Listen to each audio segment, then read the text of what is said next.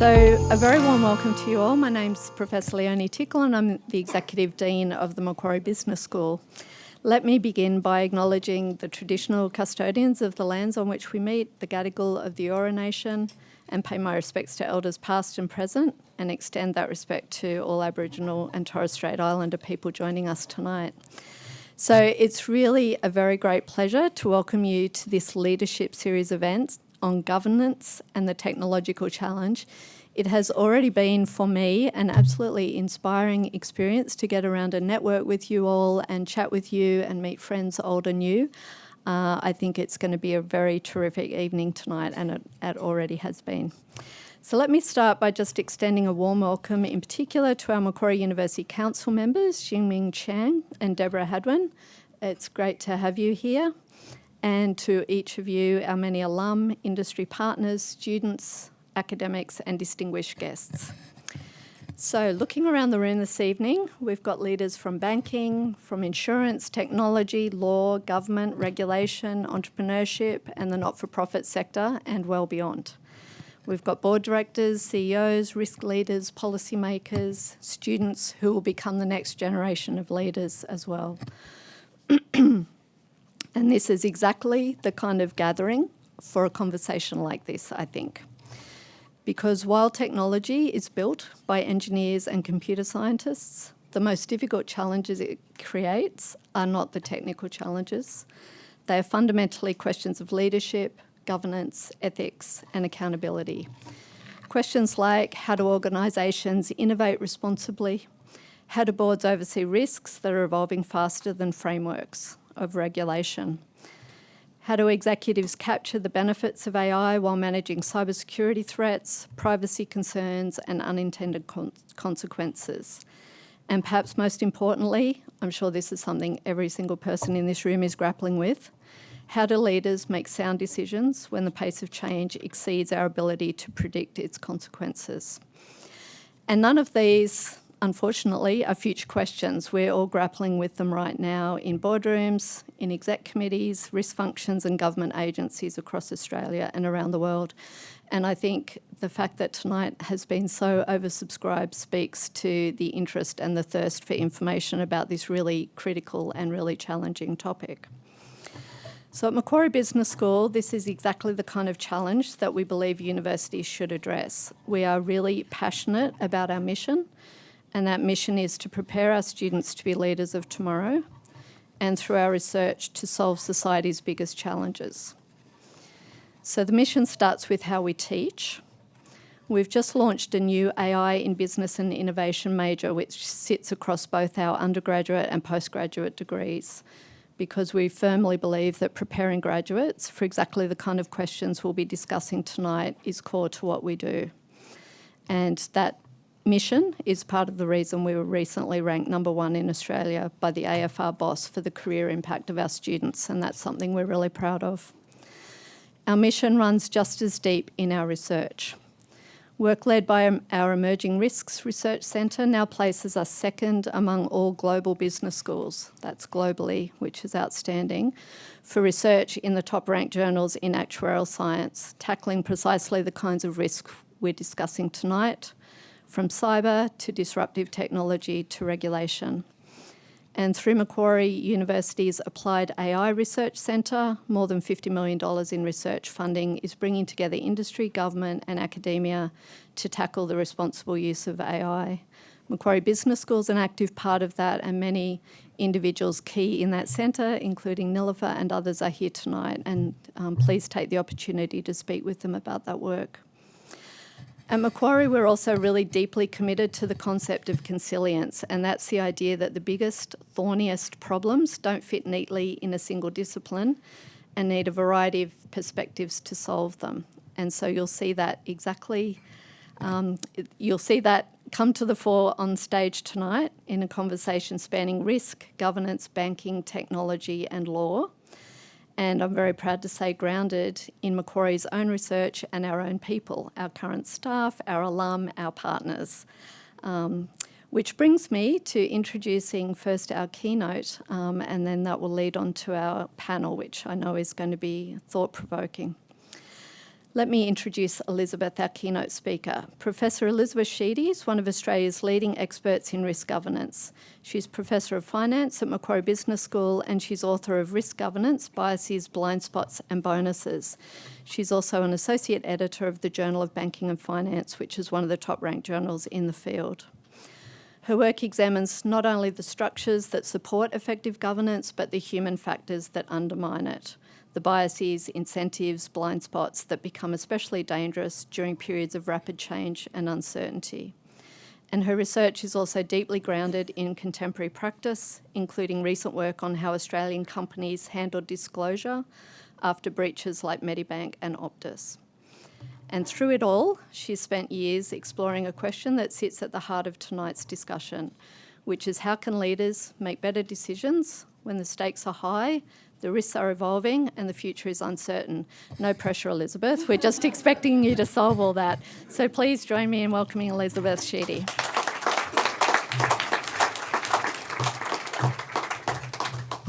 Thanks, Leonie.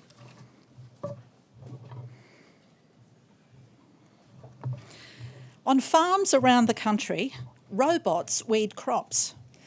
AI-controlled lasers are patrolling fields, and pigs are wearing Fitbits. Welcome to the new world of autonomous farming, as reported by the Australian Financial Review last month. Using these methods, the amount of herbicide is being reduced by more than 90%. The ear tags on the pigs mean that farmers can identify which pig is sick, treat it quickly, and remove it from the rest of the herd before it spreads. So these technologies offer the potential for massive improvement in farm productivity. And this is going to be so crucial to feed our world as the population peaks at probably about 10 billion later on this century. And this is just one industry. AI as a general purpose technology has potential to transform productivity in all industries to a greater or lesser extent. In the field of financial services, which admittedly I know a lot more about than agriculture, AI is being used in the assessment and pricing of risk, fraud detection, customer service, speeding up decisions. In fact, the financial services industry has led the adoption of AI for more than 2 decades, going back to the early days of algorithmic trading. The pace of growth in adoption of AI is truly extraordinary. Already, more than 30% of US households have used generative AI tools. Other new general-purpose technologies, such as the smartphone and the internet, took far longer to achieve the same benchmark. But tonight, our focus is on business. In preparation for tonight, I've been scouring all of the academic research that is coming through on the impacts of AI on business, and also looking at the governance of AI. More is emerging every day, and we will be able to share with you a reading list as well as my slides after tonight's event. I'm going to start by considering one of the papers that's recently come along. This was published in January. This is a study examining US public firms using their annual reports, or 10K filings as they're known. We can see a very dramatic increase in the number of firms that disclose AI-related terms, and this data only goes up to 2024. From the same study, we can see how AI adoption is affecting business outcomes. Greater AI intensity predicts greater future innovation, investment in R&D, CapEx growth, sales growth, and profits measured by return on assets. If we turn to market-based metrics, we can see a link with Tobin's Q. And for those that are not familiar with Tobin's Q, it proxies for growth options and intangible capital. Also, it leads to higher price-to-equity ratios. And this is a measure of how equity markets value expected future profits. But sadly, it does predict lower employment growth. So let's just focus in on those valuation multiples, the price to equity ratio. The premium arises primarily through a lower cost of equity rather than higher expected cash flow. So this is consistent with AI functioning as a risk-reducing technology. So the way, this is consistent, that stock markets are seeing AI adoption as less risky than rejecting AI. And it's consistent with how other general purpose technologies have diffused through the economy. We've observed the same kind of effect. What investors really worry about is FOMO, fear of missing out, or being left behind in the AI race. Other research that I've seen looking specifically at banks suggests that banks that are adopting AI have lower beta or systematic risk. And this is likely a result of the fact that they're doing better at managing credit risk. One more thing from this paper before we move on. After all, our focus today is on governance. So what about the educational backgrounds of directors? Does this predict AI engagement? Having at least one director with a master's degree or higher, or a STEM background, significantly increases AI engagement. This suggests that AI engagement is driven primarily by technical and analytically oriented governance capabilities rather than by general management credentials.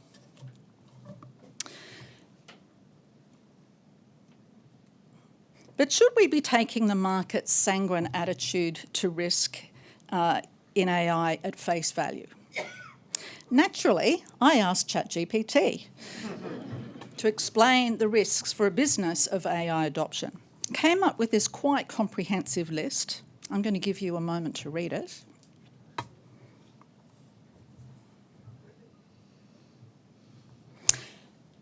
I would consider this ChatGPT list to be the known unknowns. But from a governance perspective, the things that we really need to watch out for are the longer-term strategic risks, the unknown unknowns. In the last few months, there have been a few troubling signs that hint at possible longer-term strategic threats. The Economist magazine, that I read faithfully every week, has published stories with titles like The Jobs Apocalypse. If such an apocalypse were to emerge in the future, what are the implications for taxes, welfare, income inequality, for consumer demand? How can humans find purpose and meaning if not at work?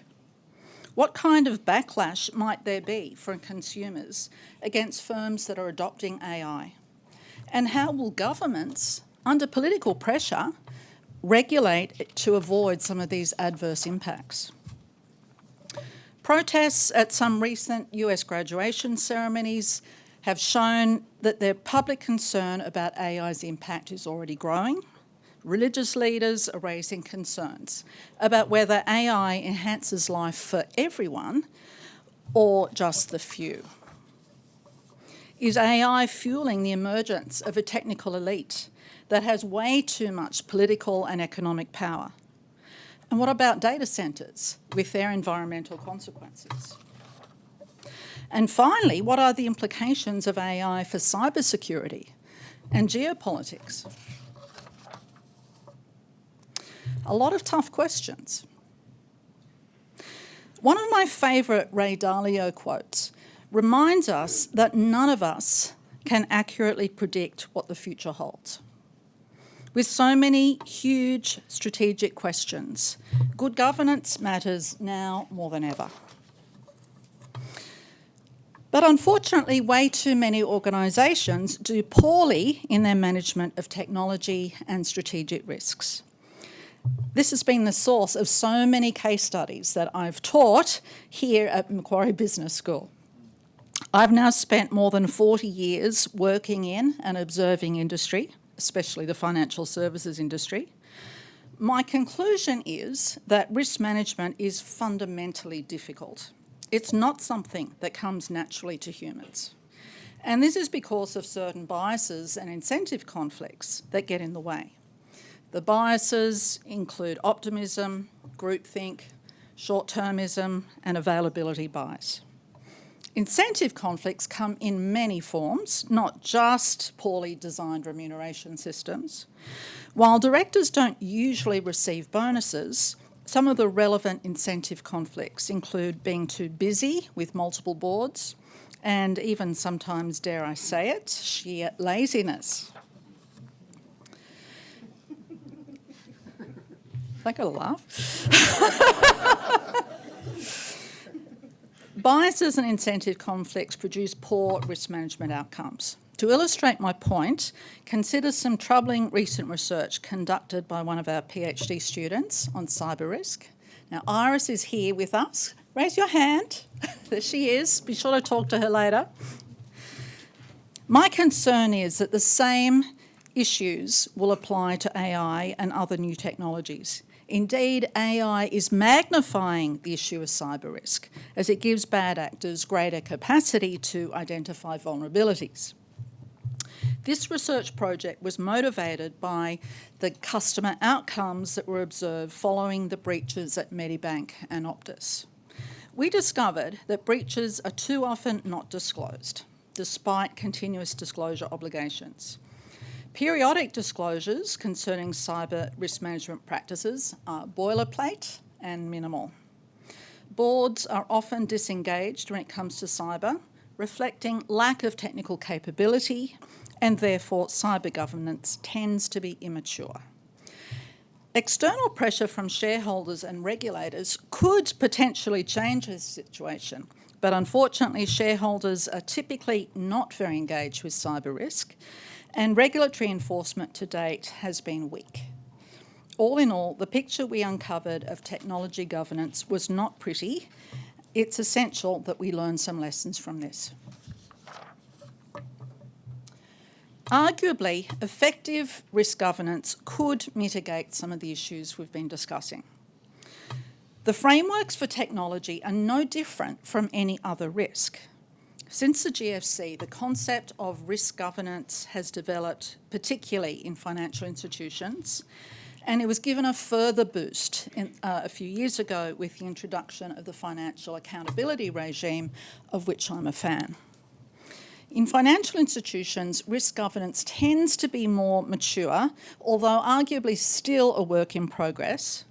It applies to all risk types, and my argument is it now needs to spread much more broadly to other industries. So let me try to summarise the principles of risk governance in under 3 minutes. Risk governance starts with stronger risk oversight at board level. An effective board has a mix of skills and backgrounds, the ability to challenge the executive, genuine independence, and is actively involved in consideration of risk appetite, strategy, and strategic risks. Boards increasingly have a risk committee, which is chaired by an independent director. The board takes responsibility for risk appetite, ensuring that the company's strategy is consistent with it. This risk committee oversees implementation of the risk management framework, defined as the systems, structures, policies, processes, and people within an organisation for managing risks. Stronger accountability in the senior executive is also a feature. Many firms now have a chief risk officer on the executive committee with direct access to the board. The CRO typically heads an independent risk function with substantial risk management expertise to advise the broader business. The internal audit function provides a third line of defence in risk management. We increasingly understand the importance of corporate culture to ensure that risk management is taken seriously rather than as a box-ticking exercise. Again, this starts with the board. Risk governance has also caused companies to reconsider their approach to executive compensation. In many cases, remuneration has contributed to short-termism, so these schemes need to be redesigned to focus more on the long-term success of the organisation. Crucially, the board must impose accountability on poorly performing executives if risk management is to be taken seriously. And finally, risk governance puts more emphasis on meaningful disclosure of risk and risk management frameworks. It must be said, however, that the emergence of agentic AI creates some new challenges. The defining characteristic of agentic AI is the ability to act with autonomy, to set goals, plan actions, learn from feedback, and execute decisions without continuous external input. Now, traditional management structures assign responsibility to specific individuals, whether that be a trader, a portfolio manager, a lending officer, a compliance manager, someone who can be held responsible for decisions and outcomes. When autonomous agents make decisions, what do we do? There are a range of views on this topic. Personally, I subscribe to the operator liability model. You cannot outsource accountability to a technology or to a technology developer. Ultimately, the senior executives must take accountability under the oversight of the board for any new technology that is adopted within the organisation. They must take all reasonable steps to ensure the suitability of any new technology. To do this, it will generally be necessary to use explainable AI so that users can understand the rationale behind the decisions being made. Unfortunately, this does often result in some loss of efficiency and accuracy in the decision-making. Having very briefly overviewed the principles of risk governance, it's worthwhile to just spend a few moments discussing some specific tools. Don't worry, I'm not going to talk about all 12 of these. I'm just going to pick out a couple. But these are some of the concepts that we're currently teaching our postgraduate students at Macquarie Business School. Let me start with scenario analysis, a methodology for identifying multiple plausible future scenarios, then exploring or wargaming the implications. Strategic options. Maintaining strategic options is about, I'm talking about the options to develop new products and markets, new business models, to potentially divest existing businesses, the option to explore strategic alliances and partnerships, to give access to technology and a range of vendors. And capability, this is a crucial one, both at the executive and non-executive level, and also in the risk and oversight functions. I'm talking about capability in the new technology itself, as well as in strategic planning and contingency planning. Anyway, time is moving on, and better to leave you wanting more, hopefully. So if you want to know more about some of these methods, sign up for another degree. I will pause there. And yes, having provided that academic perspective, I'm very much looking forward to hearing from our distinguished alumni and getting their take on some of these questions. Mm-hmm.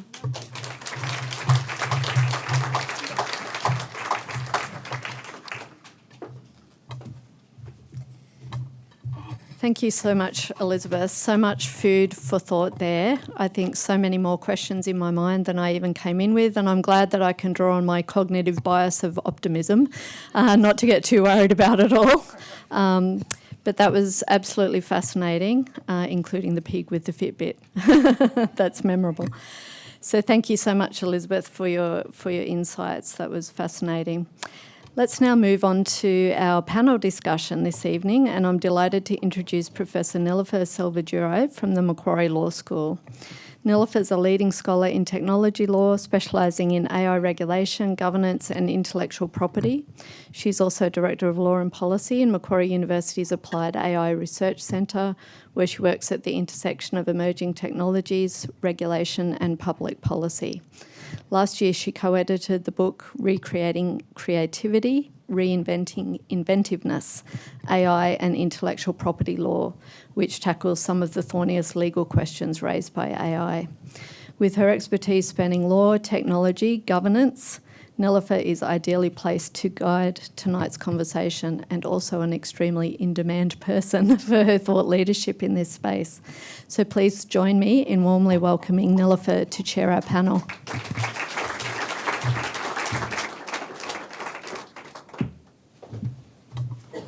Thank you so very much, Professor Tickle, for that very generous introduction. And thank you also for your inspirational leadership, if I take this opportunity to say so, not just for our lovely student, academic and alumni community, many of whom are here today, but also for the wider corporate sector. And now we are in this part of the evening, we are going to transition to a panel discussion with some leaders from corporate governance, finance and technology. If I might just invite you up on the stage with me, that would be wonderful. Come sit close.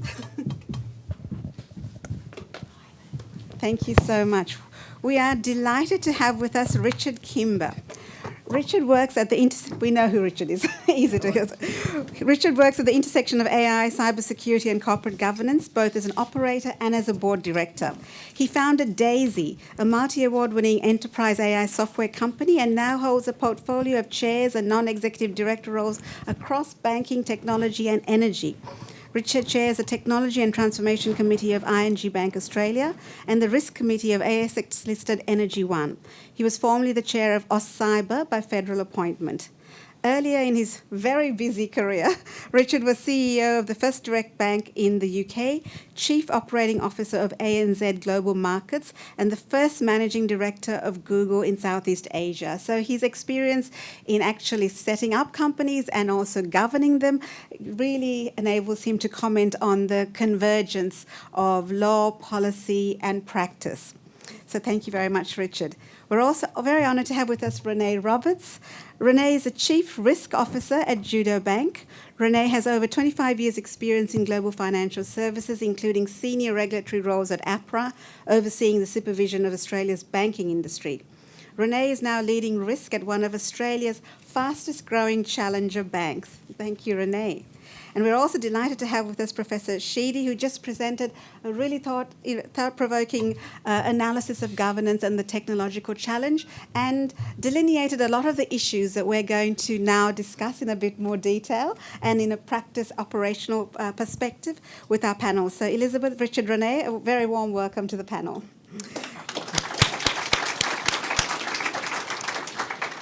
As we all know, there is a wide spectrum of AI applications and systems, from the rather prosaic Microsoft Copilot to highly sophisticated AI agents. And as Elizabeth said, AI agents who can autonomously execute multimodal, complex transactions without much oversight.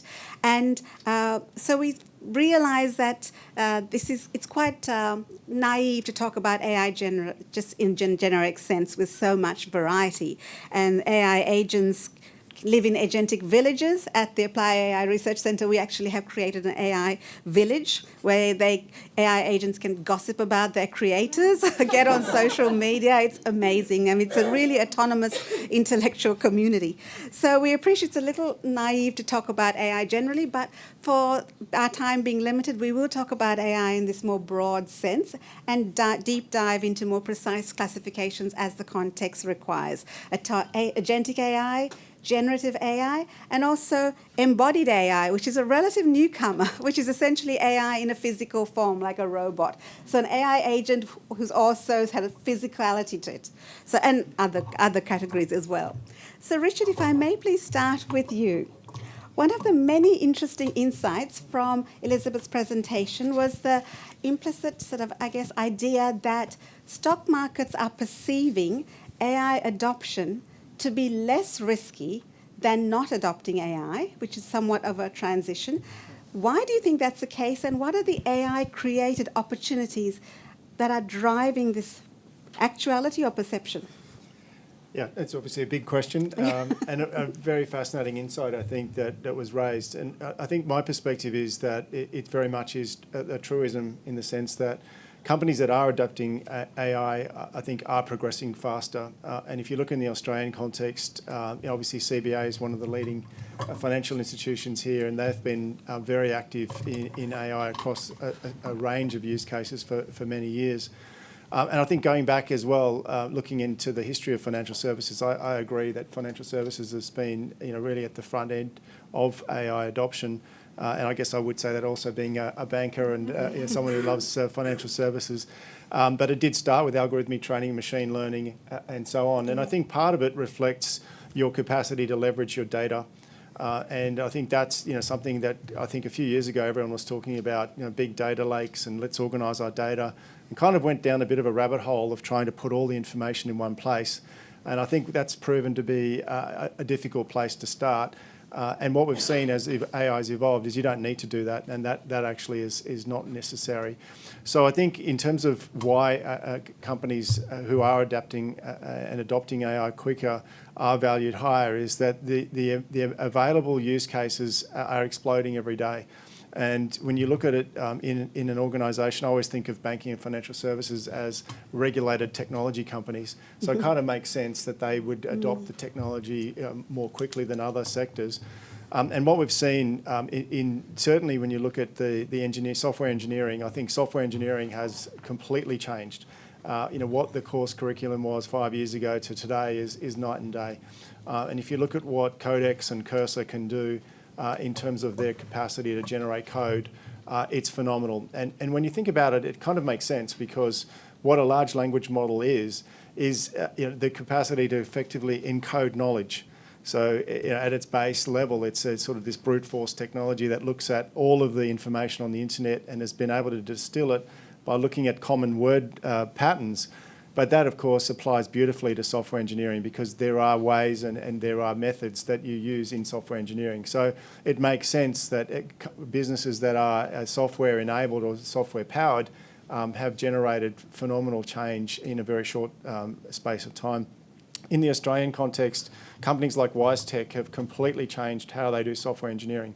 They are an AI-first company. They don't talk about that. It's not seen in their announcements, but they do all of their software engineering using LLMs. So there are companies in Australia that are very much leading on that front. I think just to quickly add around why they're different to companies that don't adopt AI, I've worked with other companies and I'm on a range of different boards where some companies are hastening very slowly.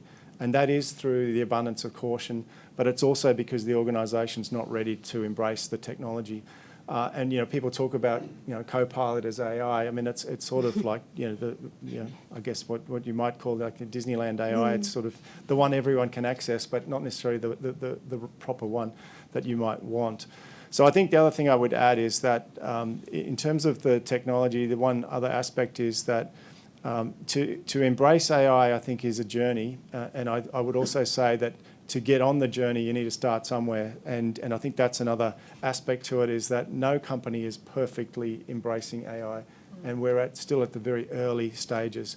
So I don't think it's something where you can look around and say, well, the CBA's got truth by the tail. They don't yet, but they certainly have got a big leap on some of the other organisations.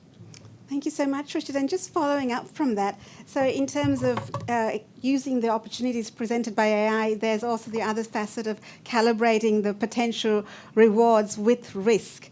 And how do you think boards can or should address this challenge? And one of the aspects I just want to raise for you to comment on is the lack of data. Usually boards have some good retrospective data for business case analysis and making investment decisions. When AI is changing so fast, how should corporate governors, boards make those decisions on return of investment and risk analysis and calibrating risk and reward in a somewhat data vacuum? Well, I mean, it's a great question. And, in terms of how I like to think about it, the operational risk framework that's used in regulated companies in Australia is a good one to lean on, because what that talks about is having a control framework and then having within the control framework evidence points. Obviously, from a governance perspective, that becomes quite difficult when you're at the board level, because you don't necessarily have evidence or clarity around what is actually happening within the organisation.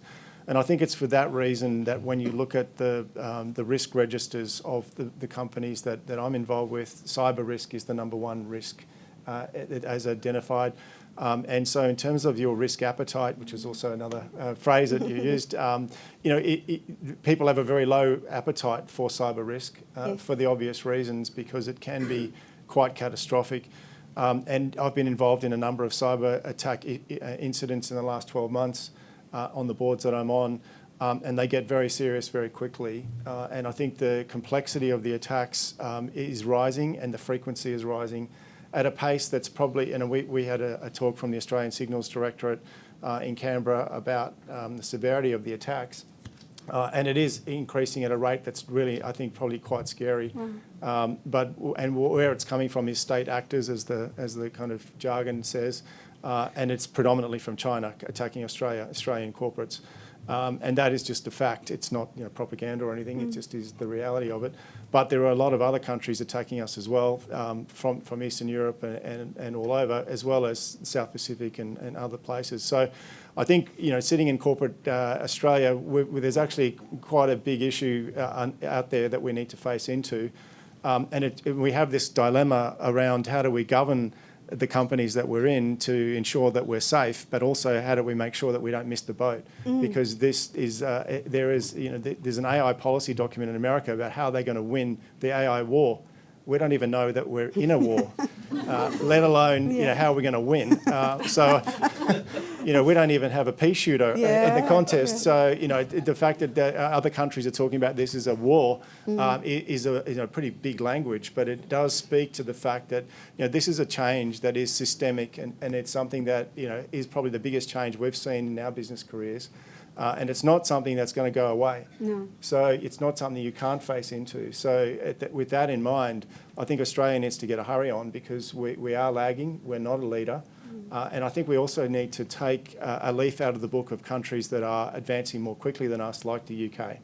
And if you look at the governance standards that they've put out there, if you look at the AI policy from the government, it's not just 3 broad principles like Australia has. It's a 50-point plan where they've executed 38 of the points already. We just talked about let's have a plan. So, I think we've got to actually get on with it, would be my statement. So true, and I think that's a very good point. That's also one of my pet obsessions, is cybersecurity and AI. It tends to get less love. It's not so much a flavour of the month, and privacy gets a lot of love. And somehow I think cybersecurity is almost too hard. And it's also a little bit invisible. It's not so obvious in terms of the breaches, despite all our cyber laws. Thank you so much. Renee, if I may turn to you. So looking a little bit more into how we reimagine corporate governance frameworks. So there are a lot of frameworks, as Elizabeth mentioned, and in terms of legal systems, we have a lot of applicable laws, privacy, corporations, consumer laws that can apply right now, but this is a whole new threat. And the interesting thing about Elizabeth's comments was it's not one threat, it's like a whole mosaic of threats, and it can be overwhelming. So as someone who is involved in high-level leadership, how should corporate boards analyze AI risks, and are there any changes to accountability, reporting, liability frameworks that you think should be put in? No pressure, just solve the world. So as a far accountable executive. that you could suggest. Thank you, and hello everyone. It's nice to see some fellow alumni. This is it's a live issue, and as Richard said, we're just at the start of it. I work for a very small bank, Judo Bank. We specialise in credit for small business. And AI is a topic of conversation literally in every executive team meeting and in every board meeting that we have. I've been there a couple of years. The first thing I did when I got there was put in place an AI policy. And it was interesting because what I got from the organisation was, what do we need one of those for? We're not using AI. And I said, well, we are, and I'm sure people are already, and they were. And so that was one of the first things we did was put in place an AI policy. And then from there we are experimenting. We're doing a little bit more than Copilot. not much more than Copilot, mind you, but a little bit more than Copilot, and building out governance frameworks. We have an AI register. We're doing some risk assessment and those sort of things. Practically, though, what I'm seeing, and I think Elizabeth touched on it when she talked about capability, and this isn't just about AI risk, but AI risk amplifies it. And I think what I would say is I don't think the risks are any different. Credit risk, market risk, operational risk, cyber, legal risk, contract risk. You can go through all the material risk types that you will see in any, financial services risk management strategy document. They're all there. I would say AI risk is embedded in all of those, but what AI risk does is it amplifies all of them. It amplifies them, it makes them worse, bigger, harder to understand, harder to get hold of, and if it gets away from you, it's a train wreck.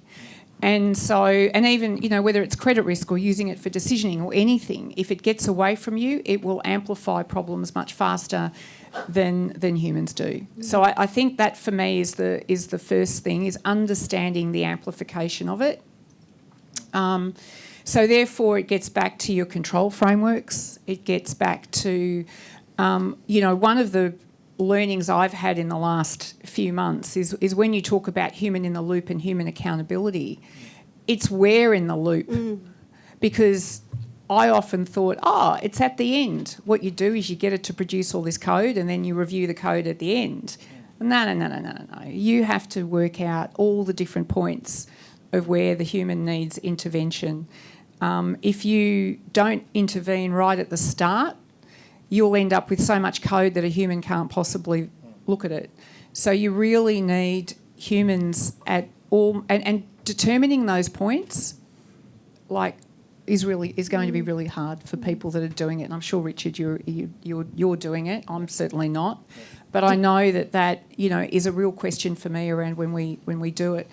I think also, and I've been observing this as we build out our governance frameworks, and I think, Elizabeth, you touched on it. I think one of the things that, there's two things I think we miss in risk management, which makes risk management hard, is often a lot of the people in risk management are very, very good at writing documents and writing framework documents. But what we miss is the how. We get lots of what and we're getting how. I mean, I was dealing with emails today from people in my business unit that are writing framework documents, and I go, this is great, but give me the flow chart as to how this works.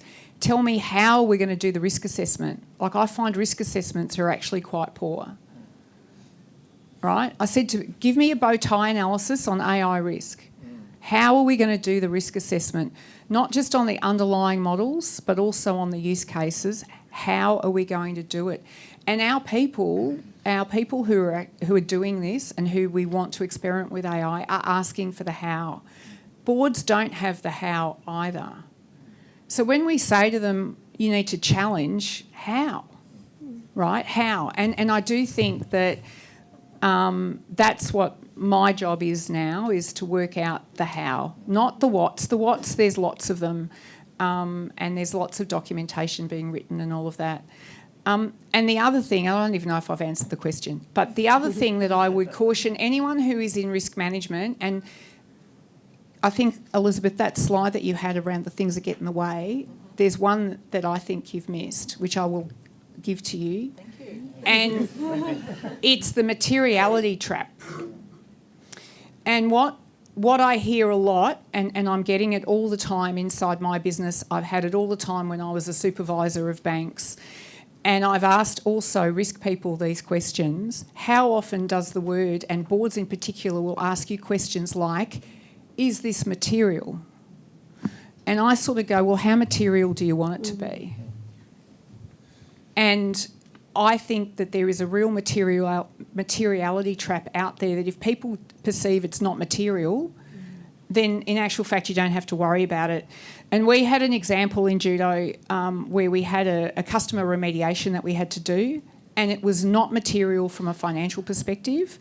So people kept going, what are you worried about, Renee? Why are you worried about getting independent validation that we fixed our customers up and made them whole and all of those things? And I said, because it's material from a customer impact perspective. It might not be material for another reason, but the materiality trap, watch out for it. Yeah. It gets in the way of funding. It gets in the way of your brain. You know, you put it in a bucket where you go, oh, it's not material. I see that so often. That's so interesting. And just to follow up on that, so the how and the materiality test, I would think that that is influenced by what you know. So it'll be influenced by your discipline. So if you're a financial person or if you're a marketing. So is there an interdisciplinarity problem like that? We need a new mix of skills, like not the technical person, the management person, the risk person. And is that something that we're ready to do now, or is that something for the future? What do you Well, I mean, I believe we need a systems approach to this. Yes. Right? It's not. It might be. I mean, languages of marketers versus, you know, and I've got a marketing degree as well as an applied finance degree as well as a few other things. Oh, you've got it all. So I sort of can jump around Yeah. a bit, but and I like the fact that I can do that because I do see these things. But I also think the big thing is understanding the system. And the intersectionalities and where and you know, you have to think like that, and there aren't many. Exactly. You have to train systems thinking, and you have to understand what this looks like, and which is why I say to people, show me the flow chart, do me a bow tie analysis. I want to see the system, and it's people don't see it. Yeah, and it's really great. I mean, we are doing a lot of interdisciplinary teaching in Macquarie. I think we're one of the leaders in this sort of consilient approach. Our centre has lawyers and economists and finance people. And so I think that's a new skill set. I mean, that's not a governance problem, it's an education issue, but it's something that we can work together with our alumni community to do that, because I think we make job ready, a new type of manager, maybe a corporate governance view. Any thoughts on that sort of? Elizabeth, Richard, do you think that helps? Is there other facets we should also do to sort of be more AI literate? Well, yeah, I mean, I think everyone has to be AI literate. I think that, you know, in terms of the skill set, I think it's incumbent on everyone to get up to speed and to learn. And I think that is something that organisations need to grapple with, is not just how do you reorganise, reorient, but also how do you upskill. I think the other aspect around, I think there were two things that Elizabeth mentioned which I thought were really important. One was around traceability. And I think when we talk about AI, people often think about a black box model or an LLM or generative AI where you put in a prompt and you get an answer, but you're not quite sure what happened in the middle. And I think for organisations, those are probably some of the more risky use cases. I think if we can start with more deterministic outcomes, I think that's a much safer place. And if we go back to what machine learning used to do, you know, you train a model on a data set and you get outcomes that are repeatable and traceable. And I think that's probably the safer place to start. And so in terms of the practical sort of, you know, how do you use that concept is, you know, you need to do an evaluation, and part of that is to have a ground truth, an evaluation and an outcome.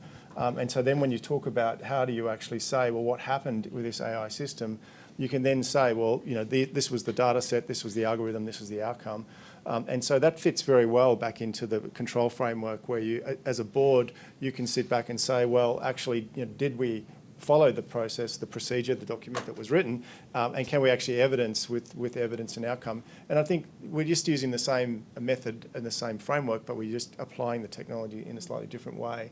So I think that's the part of evaluation of this AI system that's also needed.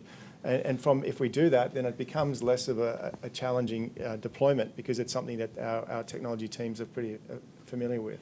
Sure, thank you. Elizabeth, if I could turn to you, and maybe slightly unscripted question, because we've sort of evolved to a really interesting point. And that was, as a lawyer, the way we think about governance is we reverse engineer liability. So what are the liability points? And then we reverse engineer our systems to make sure, as you mentioned, evidence trails and compliance procedures. One of the big things with AI is that we don't have a clear roadmap of liability. And I just want to ask you, Elizabeth, you said something really interesting, that you favour the operator accountability model. And I love that. I love that commitment. Like, I think, oh, it could be this, or it could be that. That was a really good commitment. So do you want to talk a little bit more about that, and maybe we'll have views on that? That's really interesting. Well, it really just comes back to the point. I think what I've learned about governance in the last few years is, just as you can't outsource accountability to a technology. You actually can't outsource accountability to any junior staff member. Yeah. Really, Yeah. the accountability sits at the top. And I think that's one, we're seeing a lot of the problems where organisations have gone wrong is that the people at the top are just not doing their jobs, frankly. People that, they hide behind group decision-making processes, they hide behind ignorance, they say, oh, I didn't know that was going on. Well, it's your job to know what's going on. That's why you're being paid the big bucks. Yeah. That is the point. Yeah. And so it's no different whether you're talking about a technology or an individual. It's the senior executive that ultimately is going to, you can. The word's not coming to me. You can delegate responsibility. You cannot delegate accountability. So that's, I think, the key point. And so exactly the same principle applies to AI, I believe. That's great. Yes, Richard. I was going to just add to that. I think you're right. I think that is the right principle. I mean, it's going to be difficult to argue that the technology was in charge of itself, albeit as exciting as agentic AI is. I think the other insight around that was when we talk about cyber risk and AI, one of the challenges is that once an attack happens and the robot or whatever it is inside your network, you can get things like prompt injection, where you had a prompt into an LLM that gives you an outcome that you might have tested, but there can actually be an AI attack that comes in and changes the prompt, and the prompt can be reverse engineered, and it can be, so for example, using multimodal, you scan an invoice, the invoice then puts the payment details into your accounts payable system and it sends off a payment, but then you change where the payment's going to. And you basically get the man-in-the-middle attack. And that happens, and that has happened frequently already. So that's the kind of attack where you actually think that the AI is doing a good job because it's replaced this manual process. But what it's done is it's basically been able to take advantage of the fact that it has access to this data. So one of the things that happens in organisations is you have this concept of role-based access. And so role-based access talks to humans around what access they have to what data. And it's the same thing when you have AI systems. AI systems have to have what's called least privilege access. And so by that means that they can access the data they need to access, but not all the other data. And the challenge you get is when something goes into your network and it's a wide open network, it can go and grab data from other systems. And I think that's one of the risks, is that we haven't designed our networks for these kind of technologies. And they're far too open. So there's quite a big rethink around the architecture that you need. Yes. I mean, this is getting really nebulous and scary, but can I just bring it back to something very concrete, which could comfort everyone, which is that due diligence is a concept that can help managers here.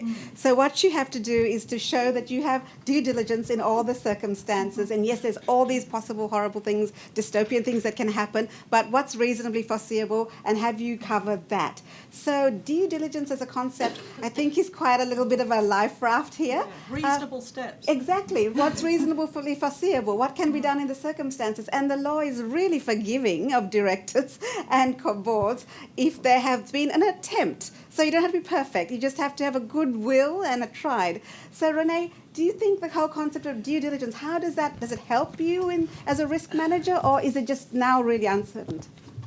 Oh, no, I think due diligence is really important. And, I mean, we'll talk about, vendors. Every single vendor, technology vendor, wants your AI embedded in their product.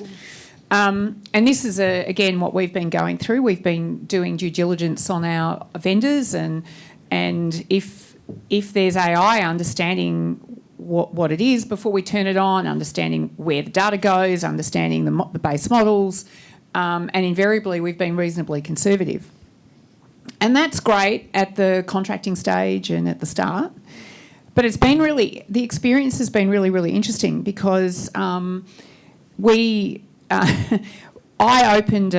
sent me a Confluence link. This was late last week. And I clicked on it, and in there was Rovo. And the Rovo emblem looked like Copilot. And Rovo was offering to manage my schedule for me. right? And I went, this is interesting. So I dropped a note to the head of IT and my head of technology risk and said, oh, by the way, is Rovo sanctioned AI yet? And they went, what are you talking about? So Confluence had just turned it on. So, and this is happening all the time, that technology vendors, when they're in your organisations, they're just turning this stuff on. And so due diligence is really interesting. You almost, it's like anti-money laundering or other things, this speak-up culture that you need, where if someone spots rogue shadow AI, they need to flag it because it's just happening. And I don't know, now I clicked on it and said, off you go, Rovo, give me my schedule. And because I don't actually use Confluence, it couldn't give me anything. So it clearly wasn't leaving the confines of Confluence. But we have a lot of interesting stuff in Confluence, and it's actually quite important, and it's proprietary information. And, if you wanted to learn about how judo does stuff, you could probably go to Confluence. And so due diligence is a very, very interesting concept. And it is absolutely very tricky. Now, how a board knows that this is going on is really challenging and very, very interesting. Now, I think where we're at, and we can detect shadow AI and we can detect data exfiltration, and we can detect if people are using something that they shouldn't be using and how they're using it. We actually have tools to pick that up, which is good. And we can report to boards that we're detecting these things and we're doing these things and let them know. But this is moving so quickly and it's so sneaky. Yeah. And it's sneaky because people are going to make money off it, I'm sure how many times I click on Rovo, there's some token somewhere that they'll then charge us for something, I'm sure. Yeah. I mean, I think the challenge with DD as well is that when you do DD, you often rely on historical methodologies. And I think one of the issues we've got with generative AI particularly is we're in a bit of a post-truth world, which is what is real and what isn't real, because it's very easy to fabricate documentation, it's very easy to fabricate identification. And we've seen that even in the boards I'm on, where you need to go through KYC to do an account opening. And we've got completely fraudulent people that don't exist opening accounts, or trying to open accounts. And then that happens, with money laundering and all the other things. So I think the challenge is then people say, well, we rely on biometrics. Well, biometrics are just digital signatures. They're not reliable at all. Whereas people say, well, it's a biometric, it's a picture of my face. Well, is it? I mean, and is it your face, or how do we know? So, your protections need to be multi-layered. And you need to look at endpoint analysis. There's a lot of other things you need to look at rather than just relying on here's a picture of me and it's really me. Actually, that's a really good segue into making this a little bit more international. So we've been focused more at a micro level. What about AI, national sovereignty? What about AI and sovereignty? And Richard, you mentioned that with some of those geopolitical risks. At a management, corporate governance level, to what extent do you need to also consider issues of national sovereignty? So yes, we want to attract foreign investment and be attractive, but what are the national security and national interests that need to be protected? Richard, Elizabeth? I don't know. Well, I can just go from past experience and sort of the APRA lens, and if you read APRA's recent focus areas, geopolitical risk is absolutely up there. And, I do get little snippets from ASIO in terms of what's going on. I think while cyber risk should be number one, I think that should be number one because everything derives from it. Yeah. And I think the threat of terrorist attacks, the threat of corporate espionage, it is off the charts at the moment. And so I think you have to be very, very cognizant of what technology you're using, where is it coming from, what car you're driving, what security system you've put in at home. I mean, I'm absolutely paranoid about it, and it has come a little bit from working with government, so I'm probably a bit more paranoid than others. But And I'm interested to see when we'll have a big event. I don't know if anyone watched Johnny English, the last one, where the villain was an AI startup, and he made all the planes from Heathrow land at Luton. So that was like the big evil event. But I'm surprised we haven't had some big hospital or financial global crisis. Richard, is that something that concerns you, or is that too hypothetical? Well, no, I think all of these things are possible. I think for Australia, we've got a couple of challenges, and I think we need to be doing more on the frontier model side. So we need to generate our own and train our own LLM. I think in terms of the data. Everyone talks about having the data centres. Obviously, a lot of these are owned by the hyperscalers, the American firms. In context of some of the European firms I work with, they refuse to use any cloud provider that is American. Really? Because they will not, because of the geopolitical risk, because they feel that it will be used by Trump to put more tariffs on Europe or whatever it might be. They refuse to use any of the hyperscalers. So I think the foundation of the issue is around cloud infrastructure. Australia needs, again, to develop better cloud infrastructure that's more domestic, that's more reliable. As much as we can rely on AUKUS and the submarines and all that, I don't think that's the answer. We need to go a bit further. So true. And I think our policy needs to be more future focused. And I think it does cut across a lot of Australian society. Like, it's not just business, it's education as well. It's healthcare. AI needs to be at the forefront of a lot of things in our society, and I think the time is now to actually start progressing this stuff, and it's not something where we can wait till America figures it out and we're going to copy it. We need our own answers. Elizabeth, do you have any thoughts to add on any of that? No, probably not. Because, and in that last point with building our own, I mean, Australia has a stable rule of law, and I think maybe that is one of our greatest attractions. How can we leverage on that? Are there particular? I know you work in energy, Richard. Do you want to comment? Because energy is something we haven't talked about, but there has a whole energy dimension. I was just talking to an alumni who was talking about the cost of using, say, for example, Claude. And people are worrying about labour force, but maybe there's a natural break coming in the cost of AI implementation and the business case not being very strong. Yes, I think that's a really interesting point. So what happens right now, we've got a lot of use cases where people are using generative AI or LLMs, and it looks great at a prototyping stage. And you get an answer and it looks great. Then you put it into production, and then you realise that actually the token costs start elevating very quickly.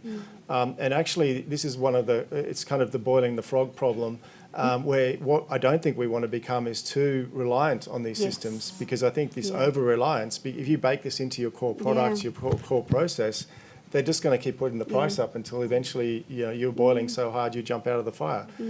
So we actually need to be quite careful around what systems we build. And when we talk about the domestic requirement to build these solutions, that's one of the reasons. And so turning that back to the power situation, these technologies are inherently inefficient, and they are what I would call brute force solutions. So they use GPU arrays, they go through all of the possibilities and permutations, and they get to the outcome. They're actually very simplistic in some ways. And so from that perspective, they use an enormous amount of compute. And that's the compute cost is what's driving the energy cost.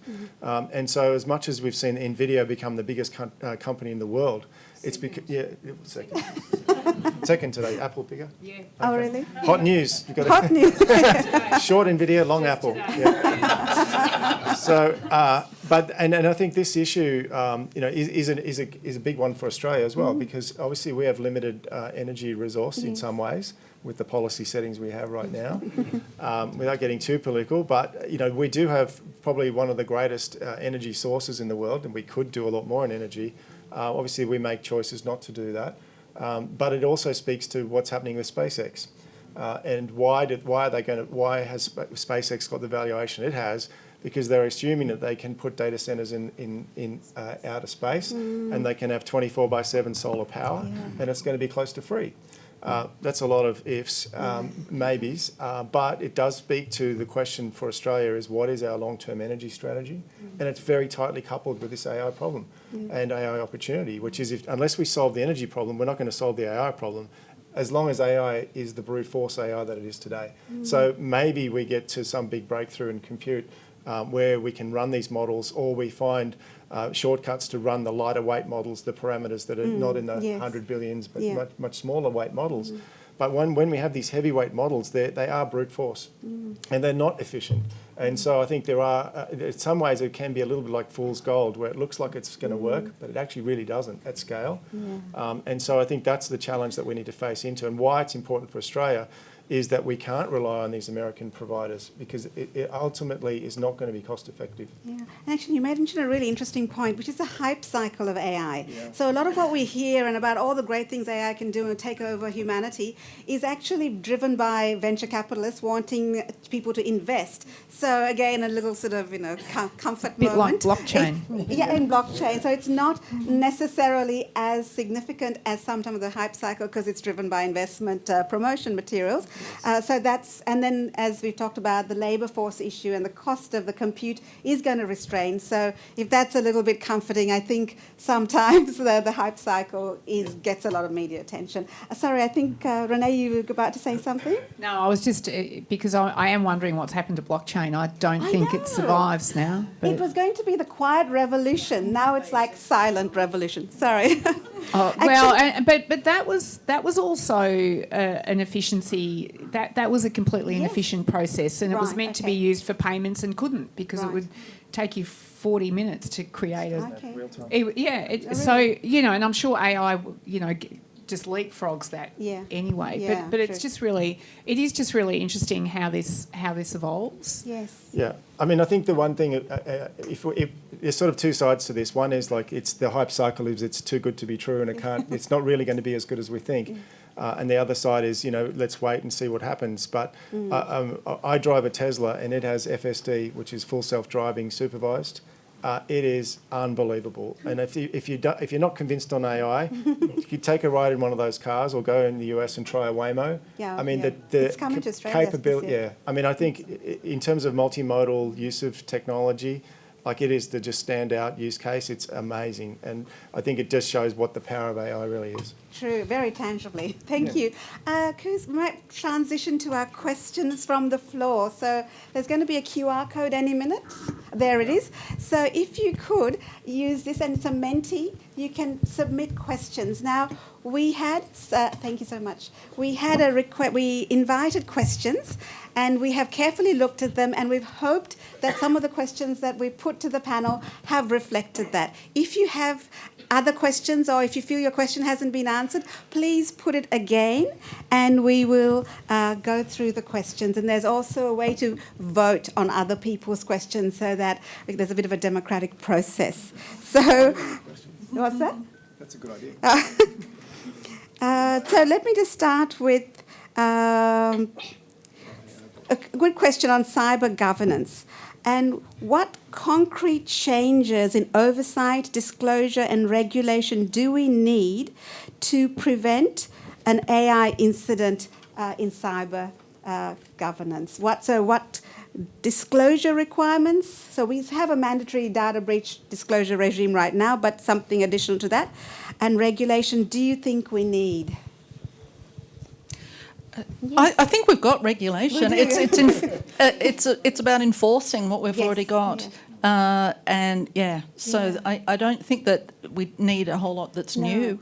What about evidence? That's the other thing. Like, we've got great sections, but sometimes it's hard to gather evidence when there's a cyber incident or there's an AI incident. The traditional evidence collection is so opaque. So do we need, and that I like that operator accountability, because it's like the last person on the scene. It's actually really hard. And I mean, I've been involved in a number of cyber incidents as well. And it is really, really hard to get the forensics out of the system to understand what's really gone on. And I mean, I was on the other side of the ones that were up on screen at the regulator at the time. And there was some really shocking things. The fact that, I don't know if anyone else has been in organisations, but not knowing what data's left the building. Like, Yes. I don't understand that. I don't understand how you don't know what data's left the building. Like, there should be monitoring on the external perimeter, at least in terms of what's leaving. I know that if you're in a bank, you know exactly what's leaving. It generally can't get out. Yeah. You know, it's Yeah, stopped. yeah. So I do think that there is some basics that absolutely people need to be held accountable for. But again, boards can have these conversations and they can say, let's do a simulation and let's see how we all respond in a crisis and make sure we tell the regulator and make sure we've got our PR machine going and make sure we do our disclosures and all of those things. But it's really understanding the guts of your internal systems and your perimeter and understanding what detection capability you've got and what prevention capability you've got. And then how do you, recover? And are you doing self-assessments? I mean, we'll do a self-assessment annually, and the bar lifts every year. And we have gaps in our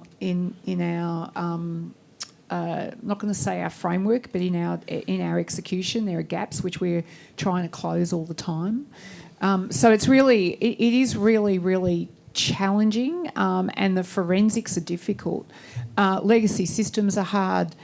There's a lot of things when people build IT systems that they turn off because they're actually expensive to build, which are the logs and the record keeping and the retention of those, and making sure that they're accessible. Like, it's really interesting because sometimes you've got the logs but you actually can't get to them.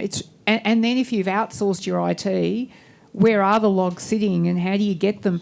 All of these things are all in the how, and I think it's really hard. Thank you. Thank you so much. So I've got a really interesting question on AI governance, which also suggests how we can use AI for governance. And it made me think, Renee, of your fascinating my example of a AI company director. So, and I know Elizabeth's interested in that too. Your thoughts on how AI can actually be used in company governance? Yeah, so this is a little story, and it's because... And this is, again, a trap for boards. Boards have FOMO too, not just investors. So boards have FOMO about needing to do AI, and they wanted to do digital, and they wanted to be experimenting with blockchain. And boards like to be seen to be modern and on the front foot and all of that. So while our board was sort of telling us to get on with AI and go forth, we thought, okay, well, we'll see how you like it. And we had a board strategy day, and what we did is we created a virtual director. Because there is this talk about, will you need directors in the future? Will you need humans? Why not just have an agent, a virtual director? So what we did is we created a virtual director. It had an image, it had a voice. We fed it 10 years of our board papers, our minutes, our strategy documents. It ingested it very quickly. And then what we did is we had it in the board meeting, in our strategy day, listening, and then coming up with questions or coming up with challenges. Now, our directors weren't too impressed when they saw what we were doing, but it was an interesting experiment, so it was interesting to see the reaction. But also what we did discover, though, is because we basically fed it all of the information that this particular board had already considered, it didn't really think any differently to the current board. So it amplified groupthink.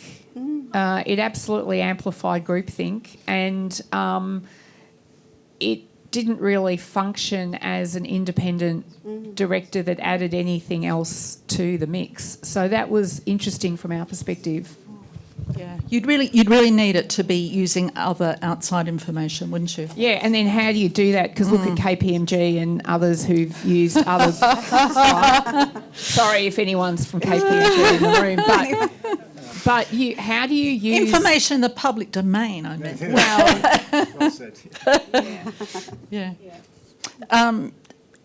I am seeing a lot of talk about use of AI in compliance. It's helping a lot. So, I mean, one of the big problems that organisations have is there's so much regulation, and particularly if you're operating multiple jurisdictions. So AI is very efficient at parsing thousands and thousands of documents. So I think there's some value there. Remember too, governance, a lot of the one of the biggest tools in governance is the role of institutional investors. Okay, so institutional investors play a huge role in governance, partly through the discipline of exit. You know, they have the threat of selling the shares, also through their ability to influence the board and the executives directly through engagement. And I've seen some research that suggests that institutional investors that are using AI, and presumably to quickly process lots and lots of data, they are able to influence the firms that they invest in to have better governance, and that is leading to better business outcomes. So I think that's an interesting way of thinking about, yes, AI can indirectly influence better governance through that means. Fantastic. One last question, which is rather specific, but it may be more future-oriented, which might be a good way to stop, is quantum computing. So they've got a question about, and we talked about the blast zone, as I've heard it called, of an AI incident. Quantum computing has an ability to even amplify the blast zone. So is quantum something that is imminent, on the horizon? Should that be in the risk analysis, or is that too far down the track? Well, if you look at the research, it's not that far away. So, people are saying it's within the next 3 to 5 years. Yeah.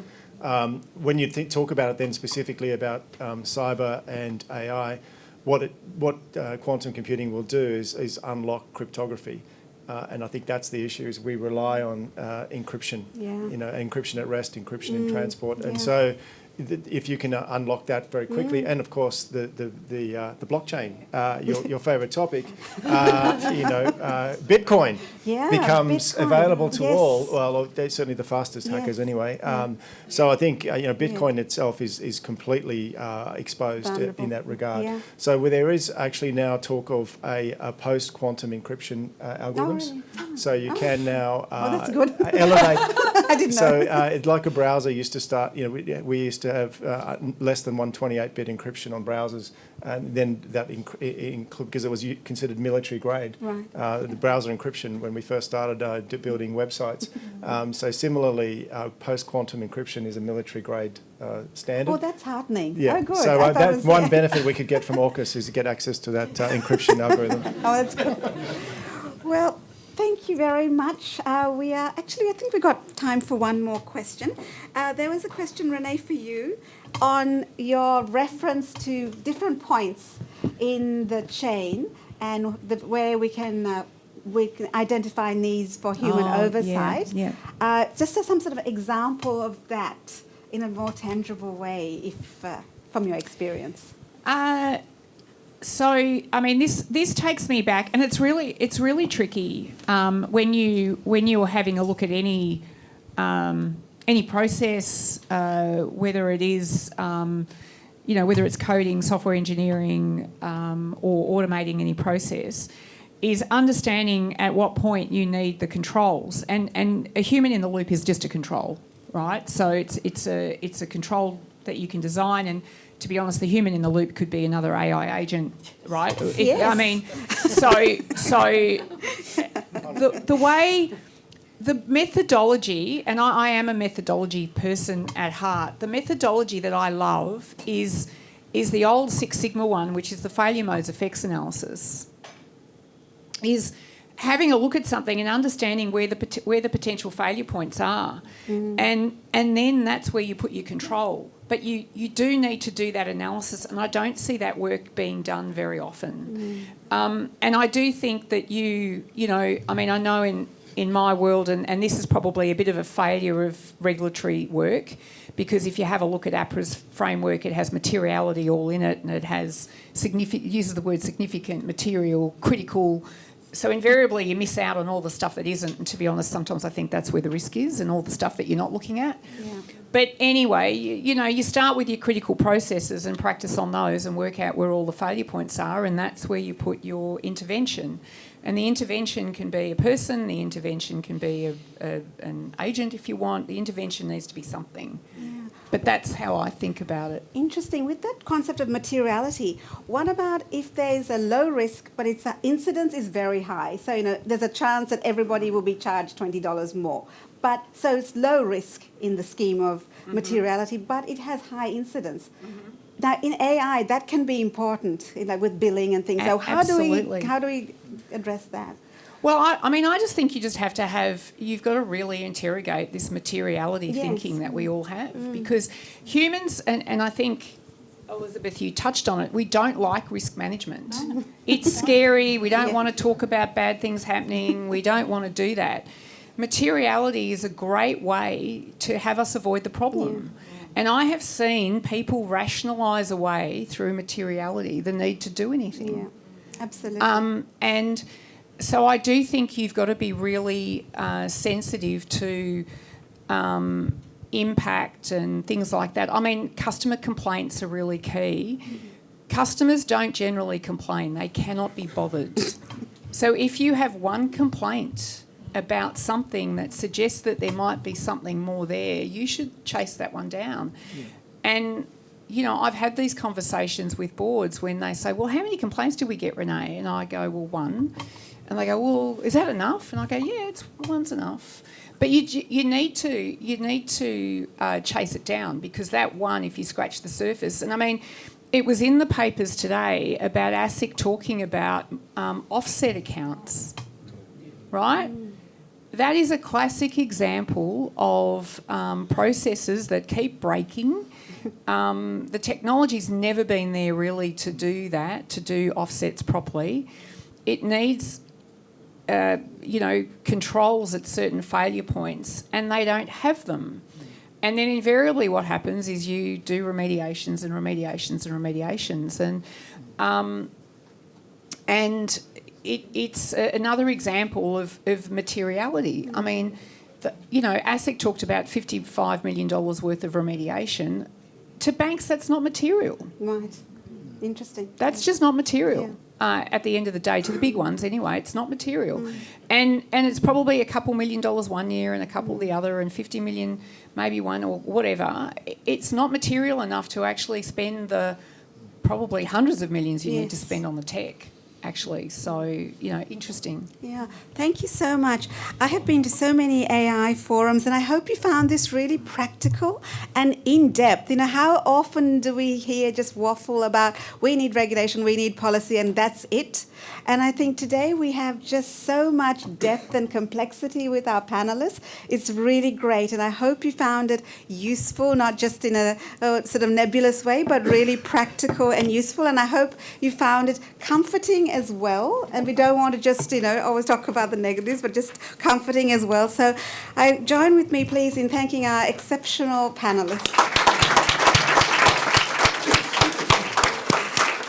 Thank you.